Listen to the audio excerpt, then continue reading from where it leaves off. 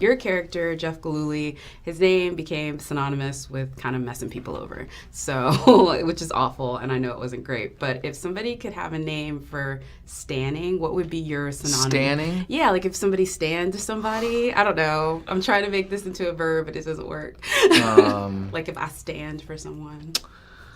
Well, some of the really great fans that I have consider themselves stans, so that's pretty. That's I don't know. That's pretty epic for me, I guess. Yeah, no, that's what I was trying to get to. Is like there's an internet slang. Basically, it's like if you're an uber fan of someone, you say you stand for them, like Eminem song "Stand." Oh, nice. That's cool. I like that. Yeah, so like I was just wondering. Anytime I can be in the same sentence with Eminem is an okay situation for me. That's good. No, but this film is about obviously Tonya Harding and Jeff Galooly and all of the things that happened around the incident. If you ever been part of a bad headline, what would you say was the funniest or weirdest one? Like if you were associated with a bad headline, what was it? I mean, that's a terrible question. You know that. You're asking me if I were to be a part of a bad headline. No. I'm asking, have you ever read a bad headline? No bad headline. No bad headlines that was completely fake. Like, I should say fictitious. I would be like, the worst headline I would want to be, you know, the guy who ate like too much ice cream or something and then like tripped over a child and I don't know. You never Googled yourself and found something awful where you're like, who made this up? Listen, I don't Google myself because I try to get through the day without anxiety. So it's not like on the top priorities for me. Okay, I wouldn't Google myself either if I had that many people. Well, but I'll be Googling you after this. So please do. You'll find very fun things about Rotten Tomatoes.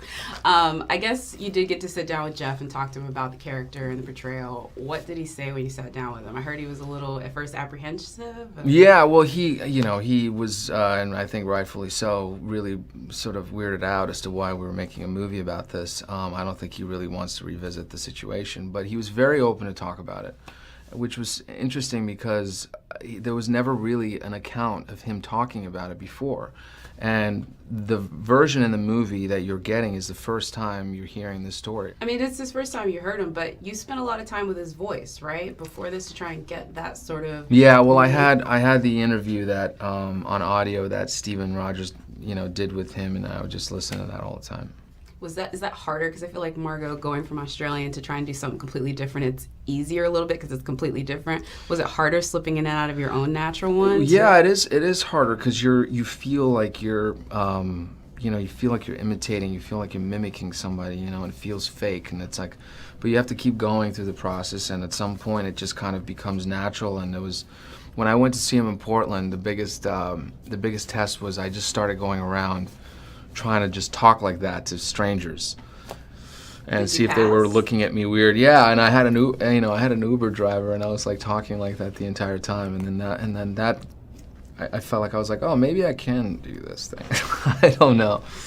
Well, I know you said you read the script, and that's kind of what made you want to get a part of it. Like, right. So what about it when you first read it that you were like, okay, I've got to be there? Because I heard in your interview at TIFF, you said the script made it for me. The fact that it was Tonya Harding was just kind of a secondary factor. Yeah, I mean, I didn't know that. I remembered aspects about it, but I wasn't aware when I read the script, and so the script really made me curious. And being curious is like number one for me. If I'm curious, if I'm thinking about it afterwards, if I'm quoting the lines, if I'm, then that's a good sign I should be doing something about it. And then it was also kind of scary because I'd never played a real person before, and certainly I don't think people ever look at me and they want to cast me in a role like that. So that kind of challenge in a way just was really appealing to me. That's awesome. Well, you've had a busy year and you're definitely doing a lot of projects, but I really want to talk about this soldier that everyone's really interested about. The one soldier. Yeah, Jack Benjamin from Kings. Jack Benjamin from Kings. I'm still mad that they canceled that, by the way. Well, listen, I mean, that was like maybe 5 years too early. If that would have come out on HBO 2 years later? Yeah, it could have. I might even be in this film.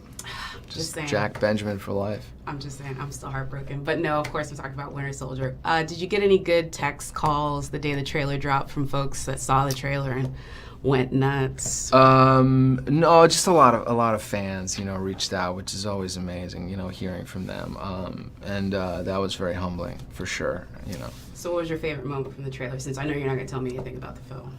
That I even know about. My favorite moment of the trailer is that I'm actually in it, because I didn't think I was going to make it with so many characters. Everything is my favorite thing. I never got to see a script. I never got to see any footage from the movie, so I never saw Josh Brolin. I never saw any of these guys working. So actually seeing the trailer was me also understanding what the movie's about. I mean, I always knew, what I was doing in it, as the Winter Soldier, but the epic that, that now it was really becoming real for me.